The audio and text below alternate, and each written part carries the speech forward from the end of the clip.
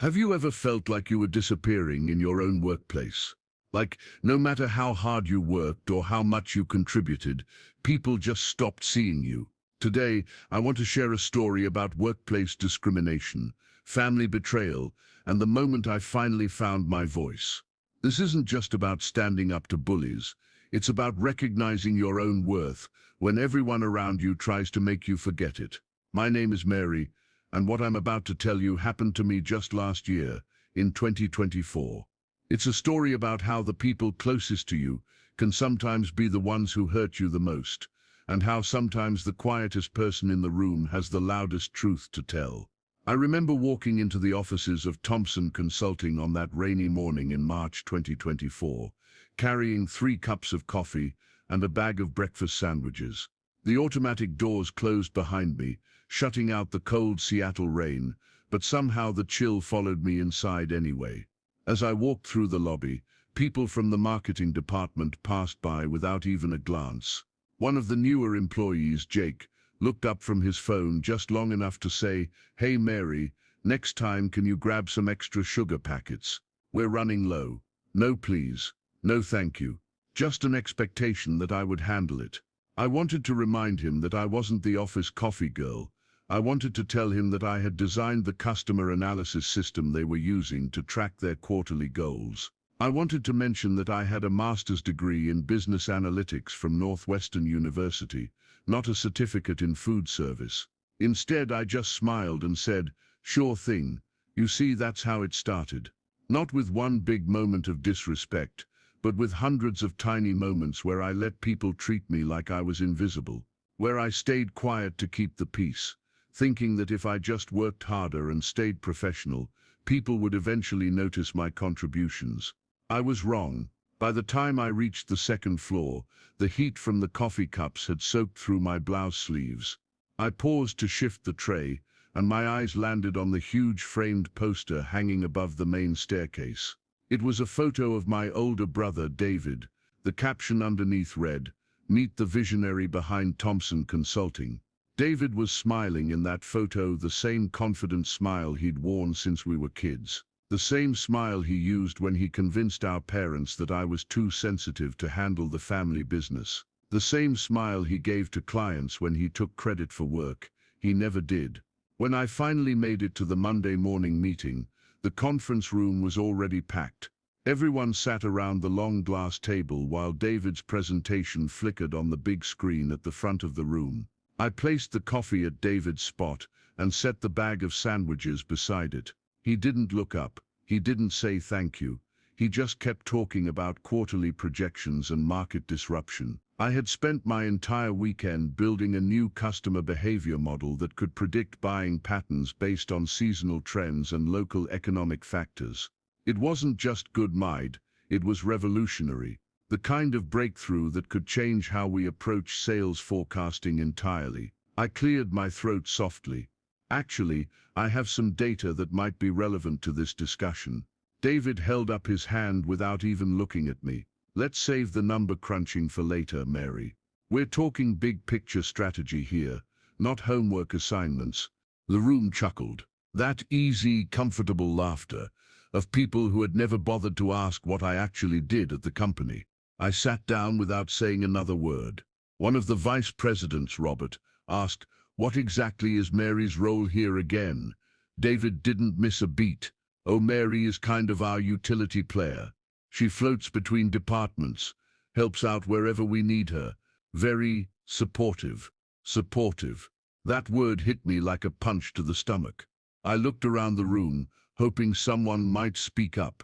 But they either avoided my eyes completely or stared right through me like I was part of the office furniture. So I pulled out my notebook and pretended to take meeting notes while a part of me quietly died inside. After the meeting ended, I stayed behind to clean up the empty coffee cups and crumpled napkins. Nobody asked me to do it.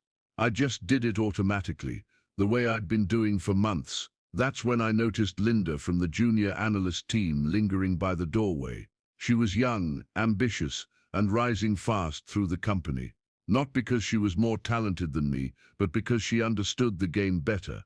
"Hey Mary," she said, sliding closer with that fake friendly tone people use when they want something. David asked me to take over your customer behavior project. He said you'd be totally cool with it since you're so busy with other stuff. Cool with it? I stared at her. This was the project I'd been working on for 3 months. My breakthrough analysis, my code, my research. Sure, I heard myself say. No problem at all.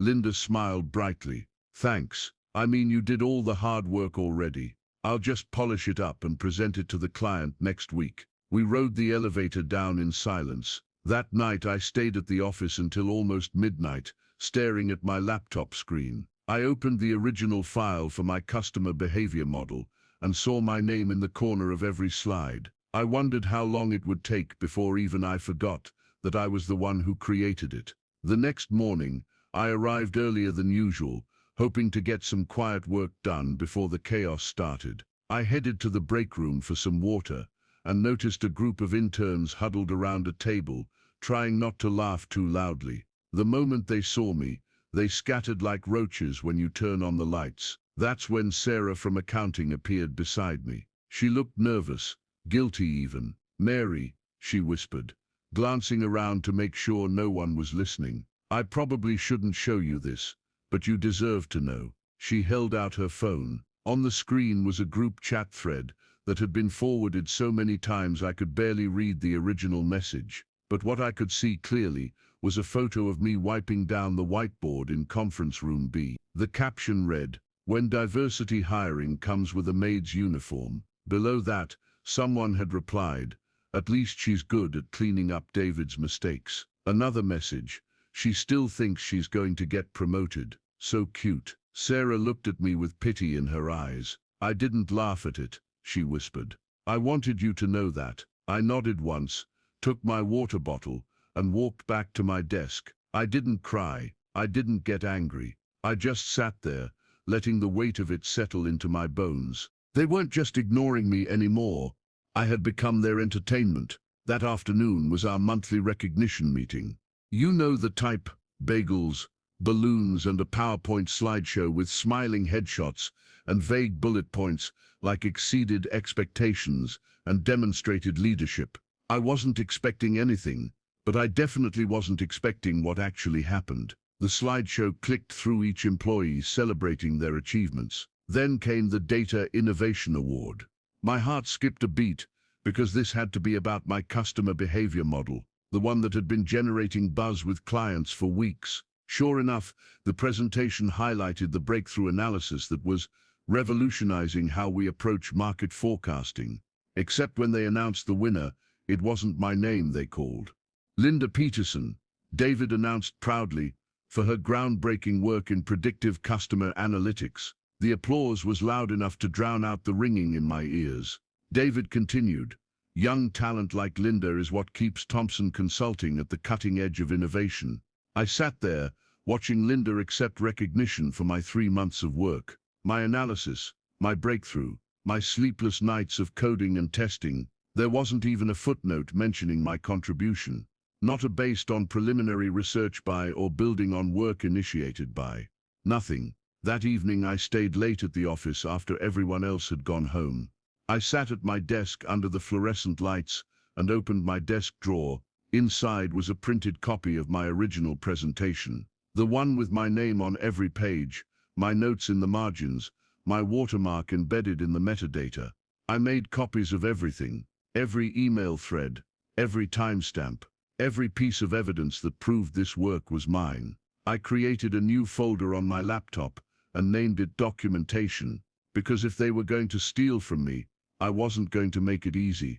2 weeks later, we had an important investor visit, the kind of high-stakes presentation where everyone pretends the company runs like a well-oiled machine. The investor was an older woman named Patricia Bennett, sharp, calculating, the type who could smell bullshit from across the room. David met her at the front entrance, with our mother Helen right beside him. Mom wore her signature navy blue suit, hair pulled back so tight it made her look perpetually stern. She greeted Patricia with the kind of polished confidence that comes from decades of business networking. "This is David," she said, placing a proud hand on his shoulder. My son, the brilliant mind behind all of this innovation. I stood about 5 feet away, invisible as always. Patricia turned to me politely. And you are? I smiled and extended my hand. Mary Thompson. I handle the analytical side of things. Oh, Mom said with a dismissive wave. Mary helps out with the technical details. Very supportive. That word again. Supportive. Patricia looked confused, like she sensed something was off, but she didn't push it. Later that evening, Mom insisted we all have dinner with the investor at some expensive steakhouse downtown. The kind of place where they give you 3 different forks, and the waiters speak in hushed, reverent tones. I didn't want to go, but refusing would have looked petty and unprofessional. So I showed up, smiled through the introductions, and sat quietly while Mom spent the entire meal bragging about David's achievements. She talked about his debate trophies from high school, his early acceptance to Stanford, his natural leadership abilities. She painted him as this brilliant visionary who had single-handedly built the company from nothing. She never mentioned that I had graduated summa cum laude from Northwestern. She never brought up the 3 industry conferences where I'd presented our research. She never acknowledged that half of our biggest client wins were based on analytical models I had designed. She talked about David like he was her only child. Somewhere between the appetizer and the main course, I realized something that changed everything. This wasn't just workplace discrimination. This was a family conspiracy. The following week I had to drop off some financial reports in David's office. It was late. Most people had gone home, and I figured I'd just leave the documents on his desk and head out. His door was slightly open, and that's when I heard Mom's voice coming from inside. You need to move faster on the Mary situation, she was saying, her tone sharp and impatient. People are starting to ask questions about who's really doing the analytical work. I froze in the hallway. David sighed audibly. I know, but she's not going anywhere. That's the problem. Then make her want to leave, Mom snapped. You know how this works. Keep her busy with small tasks, but away from anything important. Give her projects to other people. Make her feel irrelevant. I've been doing that for months, David replied. But she just keeps her head down and works harder. She doesn't fight back, because she's weak, Mom said coldly. She always has been, too sensitive for the real world. I quietly pulled out my phone and started recording. The problem is some of the other employees are beginning to notice, David continued. That analyst Linda has been getting questions about her project, the customer behavior model. People know Mary created that system. Then we accelerate the timeline, Mom said.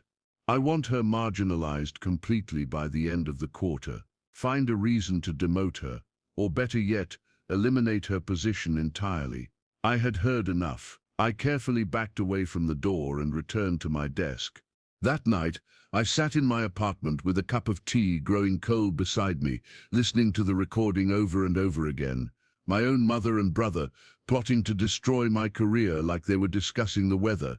I created a new file on my computer. Contingency Plan Phase 1.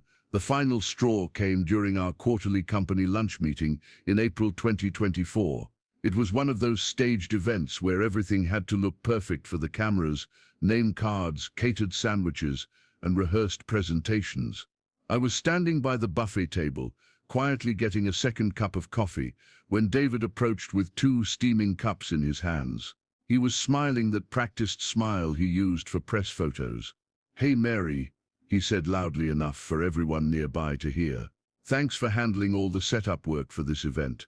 Really appreciate you taking care of the little details. I hadn't handled any setup work. I was attending the meeting as a senior analyst, same as everyone else. Before I could respond, David accidentally bumped into me. The coffee cup in his right hand flew up in a perfect arc and landed squarely on my blouse and skirt. The scalding liquid soaked through my clothes instantly. The pain was immediate and intense, but what hurt more was the sound that followed. Laughter, not from everyone, but from enough people to make it clear this was being treated as entertainment rather than an accident. Oh no, David exclaimed with mock concern. Mary, I'm so sorry. Are you okay? A few people looked uncomfortable, like they wanted to say something but nobody did. They just watched as I stood there, coffee-stained and humiliated, in front of our most important clients and investors. I didn't shout. I didn't lose my composure. I looked David directly in the eye, nodded once, and walked calmly out of the room. In the bathroom, I cleaned up as best I could and changed into the spare blouse I kept in my office locker. When I looked at myself in the mirror, I realized something had shifted inside me. This wasn't clumsiness. It wasn't an accident. It was a message. But what David didn't know was that it was also my wake-up call. That afternoon, I returned to my desk to find a new email waiting in my inbox. The subject line read, "Congratulations, Linda." I opened it with a sinking feeling in my stomach. Please join us in welcoming Linda Peterson to her new role as Director of Data Analytics. Linda's innovative approach to customer behavior modeling has revolutionized our forecasting capabilities. The position I had been working toward for 2 years, the department I had essentially built from scratch, the promotion that should have been mine, handed to someone who couldn't even explain the difference between correlation and causation. At the bottom of the announcement was a quote from David, "Young professionals like Linda represent the future of Thomson Consulting." I stared at the screen for a long moment. Then I opened my secure file folder and began uploading everything. Security camera footage of the accidental coffee spill. The angle was perfect, showing David's deliberate movement and the smirk on his face just before impact. Email threads proving that Linda's innovative work was actually my research, complete with timestamps and version histories. The recorded conversation between David and Mom discussing their plan to marginalize me. Documentation of every project I'd created that had been credited to someone else. Screenshots of the group chat messages mocking me. I labeled the folder Truth Face 2 and backed it up in 3 different locations. That night I didn't sleep much, but I wasn't tossing and turning either. I was done being their victim. The next morning started like any other, but there was something different in the air. A tension, like the building was holding its breath. I was updating some client reports when I heard the elevator ding. The sound wasn't unusual until I heard it again and again. Then came the footsteps. 2 men in dark suits walked out of the elevator first, scanning the office like security professionals. Behind them came the third figure, and my heart stopped. It was my husband, James, but this wasn't the gentle, soft-spoken man I had dinner with every night. This James wore a tailored black suit that probably cost more than most people's cars. His usually warm brown eyes were cold and focused. He moved through the office with the kind of quiet authority that made people step aside without being asked. You see, there's something I hadn't mentioned before. My husband James isn't just any husband. He's James Mitchell, CEO of Mitchell Enterprises, one of the largest consulting firms on the West Coast. We'd kept our marriage private because I wanted to succeed on my own merits, not because of who I was married to. That decision was about to change. David appeared from his office, clearly caught off guard, but trying to maintain his usual confident facade. "James," he said, extending his hand like they were old friends. "What brings you to our little operation?" James didn't shake his hand. Instead, he placed a single manila folder on the reception desk. "Transfer of controlling interest," he said simply. "Effective immediately, Thomson Consulting is now a subsidiary of Mitchell Enterprises." The color drained from David's face. "What are you talking about? Your company has been hemorrhaging talent and facing potential lawsuits for workplace discrimination," James continued, his voice carrying across the suddenly silent office. "We've been conducting a quiet acquisition for the past month." "This is about Mary, isn't it?" David said, his voice rising. "She called you crying about how unfair everything is." James stepped closer. "No one called me. I've been watching the security cameras, the email servers, the client feedback. It all tells the same story. You've been systematically stealing work from your most talented analyst and creating a hostile work environment." He gestured toward me. "Mary never complained to me once. Not once. Even when you humiliated her in front of clients. Even when you stole her breakthrough research, even when your own mother conspired to sabotage her career. The office was dead silent now. Everyone had stopped pretending to work. James opened the folder and pulled out a stack of documents. But I have eyes and ears everywhere in this industry. And when I started seeing Mary's innovative work being presented by other people, I got curious. He looked directly at Linda, who had gone pale. Tell me, Linda, can you explain the mathematical principles behind the customer behavior model you won an award for last month? Linda opened her mouth, but no words came out. James turned back to David. Here's what's going to happen. You're fired. Your position is terminated immediately. Security will escort you out. You can't do this, David protested. This company has my name on it. Had your name on it, James corrected. And I absolutely can do this. I now own 60% of this company's stock. Your mother sold me her shares yesterday. David's jaw dropped. Mom wouldn't. Your mother is a businesswoman first, James said coldly. When I showed her the evidence of what you've been doing, the stolen work, the discrimination, the hostile environment you've created, she realized you were a liability she couldn't afford. James wasn't finished. He turned to address the entire office. There's going to be a complete review of all project assignments and authorship. Anyone who has been taking credit for work they didn't do will be held accountable. Anyone who participated in creating a hostile work environment will face consequences. He gestured toward me. Mary will be promoted to Director of Analytics, effective immediately. Her salary will be adjusted to reflect her actual contributions to this company's success. Then he did something that surprised everyone, including me. He walked over to my desk and handed me a separate folder. These are offers from 3 different companies who want to hire you as their chief analytics officer, he said, loud enough for everyone to hear. I'm not making this decision for you, Mary. If you want to leave and start fresh somewhere else, you have my complete support. I looked around the office, at Linda, who was staring at her hands in shame, at the co-workers who had laughed at me and ignored my contributions, at David, who was being escorted out by security. I'm staying, I said clearly, but things are going to be different. James nodded approvingly.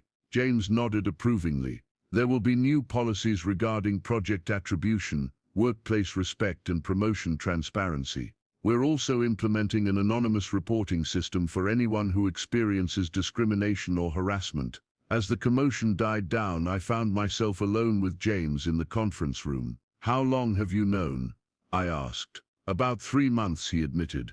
I started getting reports from industry contacts about your work being presented by other people. When I looked into it, he shook his head.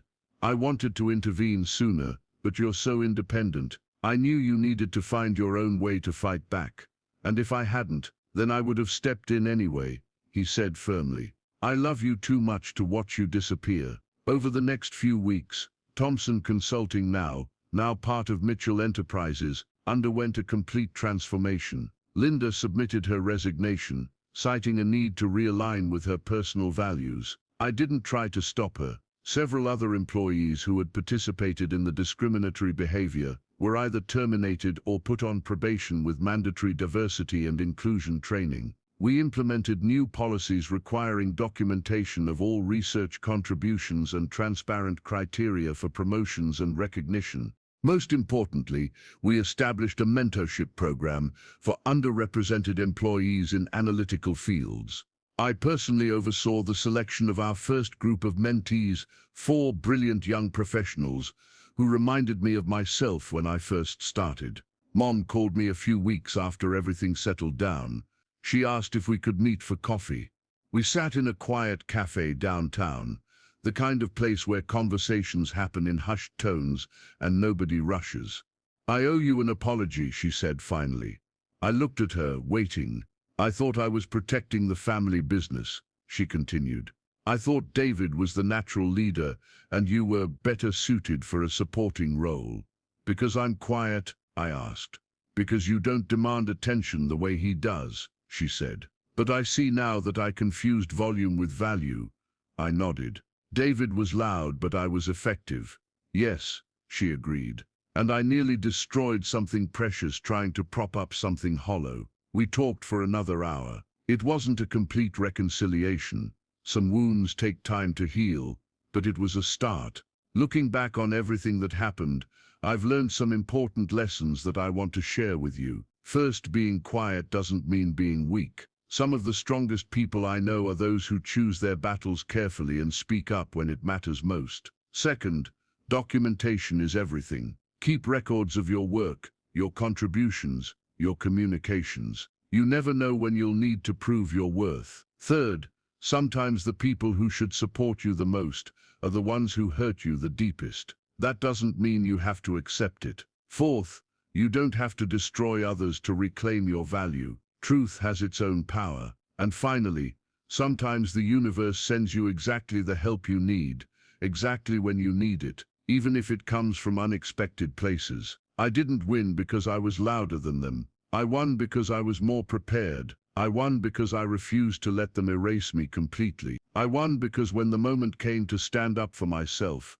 I had the evidence and the courage to do it. If you're watching this and you've ever felt invisible at work, in your family, or in any situation where you deserved better, I want you to know something important. You are not powerless. Maybe you're dealing with a boss who takes credit for your ideas. Maybe you have family members who consistently undervalue your contributions. Maybe you're surrounded by people who treat you like you're invisible. Here's what I learned. You don't have to scream to be heard. You don't have to tear others down to build yourself up. But you also don't have to accept being treated as less than you are. Start documenting everything. Keep records. Build your case quietly and carefully. Find your allies. There are always people watching who know the truth, even if they're not speaking up yet. And remember, your silence might be a choice, but your voice is a power. Use it when it matters. I want to hear from you in the comments. Have you ever been in a situation where you felt invisible or undervalued?